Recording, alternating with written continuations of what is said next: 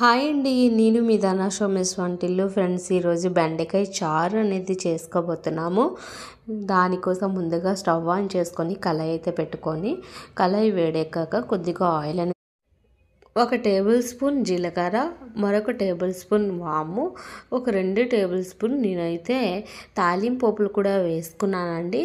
ఇప్పుడు ఒక పెద్ద సైజు ఆనియన్ని కూడా చిన్న చిన్న ముక్కలుగా కట్ చేసుకుని వేసుకున్నాను. ఇప్పుడు ఒక 3 నుంచి 4 పచ్చిమిర్చి, కొద్దిగా కరివేపాకు వేసుకొని బాగా కలుపుకోవాలండి. చూస్తున్నారు కదా, మనకి కలర్ అనేది ఆనియన్స్ షేడ్ అవ్వాలన్నమాట. బెండకాయలు చారు కాబట్టి బెండకాయలని పెద్దవిగా కట్ చేసుకోవాలి, చిన్న చిన్నగా కట్ చేసుకోకూడదండి. పెద్దవిగా కట్ చేసుకుంటే బెండకాయ సాంబార్ చాలా బాగుంటుంది, చాలా టేస్టీగా కూడా ఉంటుందండి. బెండకాయలు ఇలా ఆయిల్లోనే కొద్దిసేపు ఫ్రై చేసుకోవాలన్నమాట. ఇప్పుడు కొద్దిగా గడ్డుప్పు అయితే నేనైతే వేసుకుంటున్నానండి. 1 టేబుల్ స్పూన్ పసుపు కూడా నేనైతే వేసుకుంటున్నాను. దీని అంతటిని ఒకసారి బాగా కలుపుకోవాలి. బెండకాయలు ఆయిల్లోనే ఫ్రై అయితే టేస్ట్ అనేది, బెండకాయ సాంబార్ అనేది చాలా టేస్టీగా ఉంటుంది. మనకైతే మాత్రం చాలా పర్ఫెక్ట్గా కూడా సాంబార్ అనేది మనకైతే ప్రిపేర్ అయిపోతుంది. సో నేనైతే కొద్దిసేపు ఆయిల్లోనే మగ్గేలా చేస్తున్నానండి. బెండకాయలు అయితే చూస్తున్నారు కదా, దాని చెమ్మ అనేది ఇలా స్ప్రెడ్ అవుతూ ఉండాలన్నమాట. దాని చెమ్మ ఇలా స్ప్రెడ్ అవుతూ ఉంటే ఆ ఆయిల్లోనే మనకైతే బెండకాయ ఫ్రై అయ్యిద్ది. ఇప్పుడైతే నేను ఒక 2 గ్లాసెస్ వాటర్ అయితే ఇందులో యాడ్ చేసుకుంటున్నానండి. బెండకాయ చారు కాబట్టి ఒక 2 గ్లాసులు వాటర్ వేసుకుంటే మగ్గుతుంది అన్నమాట. బెండకాయలు బాగా దగ్గరగా అవుతాయి, టేస్ట్ కూడా బాగుంటుంది. ఒక 2 గ్లాసులు వాటర్కి నేనైతే ఒక చిన్న గ్లాసు చింతపండు రసాన్ని కూడా తీసుకున్నానండి. చింతపండు రసం కొద్దిగా ఈ గ్రేవీ అంతా దగ్గరగా అయ్యాక చింతపండు రసాన్ని వేసుకొని లాస్ట్లో టమాటీని యాడ్ చేసుకుంటే సాంబార్ అనేది చాలా టేస్టీగా ఉంటుందండి. చూసారు కదా, నాకైతే 2 గ్లాసులు వాటర్కి దగ్గరగా అయ్యిందని చెప్పేసి నేనైతే చింతపండు రసాన్ని ఇప్పుడైతే యాడ్ చేసుకున్నాను. ఇప్పుడైతే కొద్దిసేపు ఒక్క 10 నిమిషాలు నేనైతే మూత పెట్టుకుంటున్నానండి. మూత పెట్టుకోవడం వల్ల కూడా టమాటీ మనం వేయడానికి వీలుగా ఉండేలా చింతపండు రసం కూడా దగ్గరగా అవుతుంది. అలా దగ్గరగా అయ్యేటప్పుడే మనం టమాటీని స్మాష్ చేస్తూ వేసుకోండి, పీసెస్లా వేసుకోకండి. టమాటీని చేత్తో బాగా దగ్గరగా స్మాష్ చేసుకొని వేసుకోవాలన్నమాట.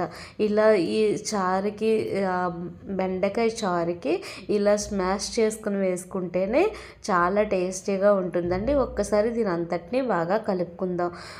లోతైన గరిటె పెట్టకండి, బెండకాయలు అనేవి ముక్కలు ముక్కలుగా అయిపోతాయి. అలా బెండకాయలు ముక్కలుగా అయిపోతే బెండకాయ చారు అనేది బాగోదన్నమాట. సో మామూలు గరిటెతో వదులుగా కలుపుకోండి, ఎక్కువసేపు కూడా కలుపుకోవద్దు. దగ్గరగా అయిందని చెప్పేసి నేనైతే టమాటాని కూడా ఇందులో అయితే యాడ్ చేసుకున్నానండి. ఇప్పుడు చూస్తున్నారు కదా, మనకి చూస్తుంటేనే మనకి పూర్తిగా తెలుస్తుంది అన్నమాట ఎంత బాగా మనకైతే దగ్గరగా కుక్ అవుతుందని చెప్పేసి. అలా స్ప్రెడ్ అవుతూ ఉంటే ఆ టమాటీ యొక్క స్మెల్ కూడా పోతుందన్నమాట. టమాటీకి ఉంటుంది కదా స్మెల్, అది కూడా పోతుందన్నమాట.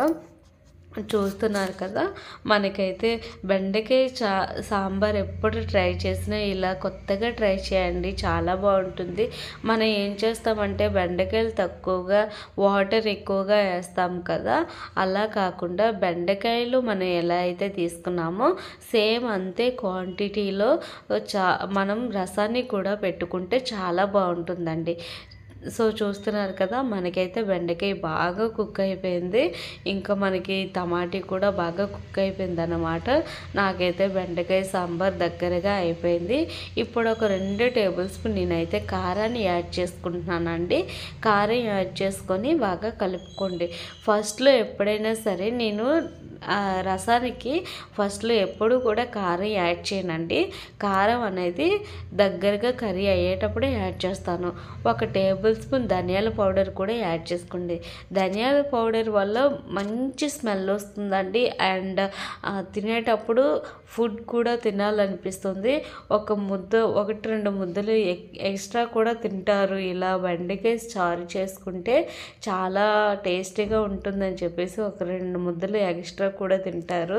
మన నోటికి మన నాలుక 4 రకాలను కోరుకుంటుంది కాబట్టి ఇలా ట్రై చేయండి. బెండకాయ చారు చేసుకునేటప్పుడు ఇంకా ప్రత్యేకంగా అప్పడాలు, తర్వాత ఇంకా ఏదైనా వేరే కర్రీ కూడా ఏమీ అవసరం లేదండి. ఇలాగే ప్రిపేర్ చేస్తే సరిపోతుందన్నమాట. ఇప్పుడు ఒక్కసారి మూత అనేది పెట్టుకోవాలి. ఇలా మూత పెట్టుకుంటే ఫైనల్ టచ్ కోసం మనం, ఎందుకంటే కొత్తిమీర గట్ట మనం వేసుకోవాలి కదా, అందుకోసం మరి కొద్దిగా దగ్గర అయిపోయింది. నాకైతే బెండకాయ సాంబార్ అనేది దగ్గరగా అయిపోయిందండి. ఇలా దగ్గరగా కుక్ అయిపోయింది. చూస్తున్నారు కదా, మనకి అంత వాటర్ని కూడా తనలో స్ప్రెడ్ చేసుకుందనమాట, పీల్చేసుకుంది మొత్తం. దానికి కర్రీకి సరిపడా రసం అయితే అందులో మిగిలి ఉంది. నాకు అది సరిపోతుంది. నాకు ఇంకా ఎక్స్ట్రా కూడా నేనైతే మరి ఇంకా వాటర్ అదేమీ యాడ్ చేసుకోలేదు. సో ఇప్పుడు ఫైనల్లో కొత్తిమీర అనేది చల్లుకోండి. పైన కొత్తిమీర చల్లుకొని లైట్గా ప్రెస్ చేస్తూ కలుపుకోండి. ఓవర్గా ప్రెస్ చేస్తూ కలుపుకోవద్దు, అలా అయితే బెండకాయలు అనేవి చిదికిపోతాయి అన్నమాట. ఇలా కలుపుకుంటే సరిపోతుంది. Please, thank you.